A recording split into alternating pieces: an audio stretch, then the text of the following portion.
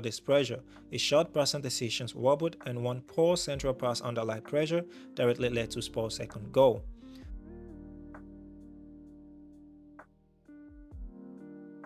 Did you notice what really decided Manchester City versus Tottenham? On the surface, it was just another 2-0 Spurs win, but beneath the scoreline, Guardiola's reshaped pressing game built to control opponent was pulled apart by Thomas Frank's compact Spurs. This fixture has always been one of Premier League's most fascinating tactical battles, and this season the stakes fell even higher. So let's break it down: the lineups, how both teams built attack, how they defended, and how Spurs found the decisive goals. City lined up in what looked like a narrow 4-3-3 on paper, but in possession it became a 3-4-3 diamond.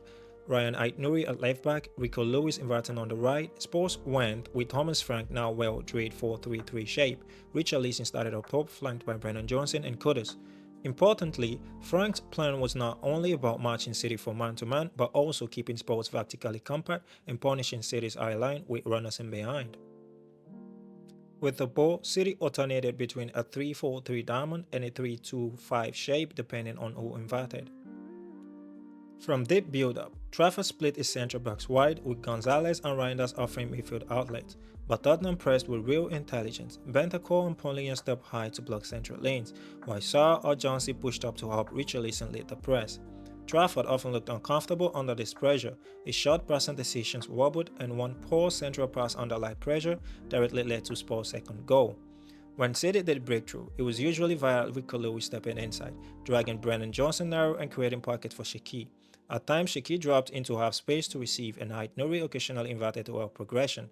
But Spurs centre-backs, particularly Van der Ven, were aggressive in stepping out to limit Shaqiri's ability to turn between the lines. Another noticeable shift was Trafford going long to Haaland much more often than we've seen with Ederson. Instead of being a proactive weapon, it felt like an escape plan, a way to avoid Spurs' press. Haaland occasionally got into promising positions, but Spurs' backline, especially Romero and Van der Ven, held their ground well and prevented him from linking play consistently. City without the ball is where Guardiola's new approach was really put under the microscope. City pressed in a way that looked very Klopp-like, trying to force Spurs to one flank. Oscar Bob inverted onto the far side centre-back, with Lewis pushing up from the right back to screen. The idea was to cut the switch and suffocate Spurs on the wings.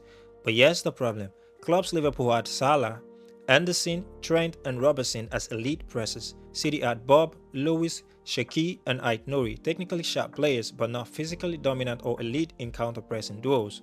Because of that, Spurs often found the spare man. For example, when the ball was forced wide to Spence, Lewis then closed him quickly enough, giving Spurs time to turn and play forward. And with Guardiola's high line and offside trap, City were constantly exposed to balls over the top. Trafford had to rush out repeatedly to sweep, creating chaos. When City dropped deeper, they looked uncoached in that phase. Guardiola's team are built to dominate with the ball, not to defend low. And without total control, City's structure looked very fragile. Thomas Frank's plan with the ball was simple, direct and devastating. Against City 4-1-4-1 mid-block, Spurs centre-backs could circulate possession fairly comfortably. When City moved into a 4-4-2 press, Bob joined Haaland up front, but the pressing intensity was inconsistent. That gave Romero and Van der Ven enough time to pick their passes. From the first minute, Spurs looked to hit the space in behind. Sarr often pushed up alongside Richarlison, meaning Spurs had four vertical runners ready to attack City's defensive line. The first goal came from exactly this, a perfectly timed ball in behind, punishing City's aggressive offside trap. Even when Spurs were pinned back, their first thought on winning the ball was verticality. Trafford was caught in no man's land more than once trying to clean up. Defensively, Spurs were almost flawless. They sat in a very compact 4-4-2 with the midfield line squeezing the central channels. Paulinho and Bentancur screened everything that Gonzalez and Reinders tried to do, while Richarlison and Sarr worked tirelessly to block City's passing lanes into their pivots.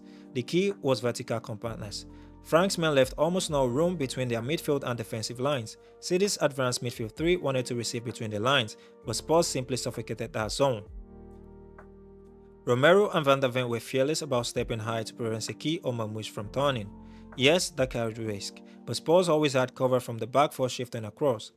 When City looked to go wide, Spurs wingers diligently tracked back, and Spence in particular had license to engage high, trusting his centre-backs to cover. So, what do we make of it? For City, this game underlines the fragility of Guardiola's new pressing model. The ideas are genuinely innovative, a zonal press, a highland, and club-style traps. But here's the problem. Without the right profiles, without elite duel winners, the system looks very vulnerable. And when you had Trafford's shaky build-up under pressure, suddenly City's dominance looked far less secure than in past seasons. Now, for Spurs, this was another tactical masterclass from Thomas Frank. Out of possession, they were compact, aggressive, and disciplined. In possession, they punished City's island with ruthless efficiency. This wasn't just a win, it was a template for beating City and maybe, just maybe, for sustaining a genuine title push this season. So let me throw the question back to you. Do you think Pep will eventually solve City's defensive issues, or is this system simply too risky for the Premier League? If you enjoyed this breakdown, don't forget to like the video and subscribe to the channel for more tactical analysis as we try to grow the channel.